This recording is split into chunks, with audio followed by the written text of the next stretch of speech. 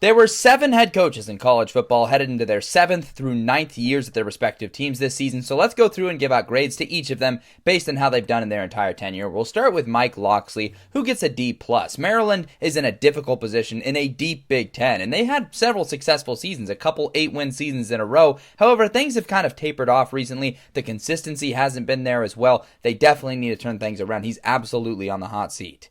Justin Wilcox at Cal gets a C-. He was with the Golden Bears for nearly a decade before getting fired this year. For the most part, he mostly met expectations each year. There were just a few dud years in there, including this last one that ultimately cost him his job.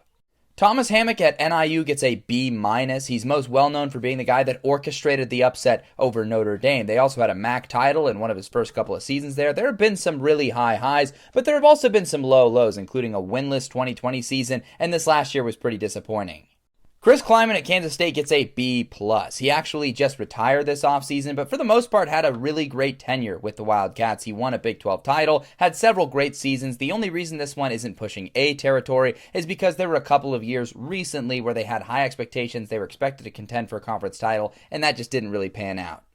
PJ Fleck at Minnesota gets an A-. It's a guy that I think is underrated as a head coach. He took over a Minnesota program that didn't have much of an identity, and he's given them that. Yes, he has kind of a ceiling. He hasn't been able to break through in his time with the Golden Gophers, but it's really hard to level up, especially to that top tier in the Big Ten, and I think all things considered, they've had some excellent seasons because of him.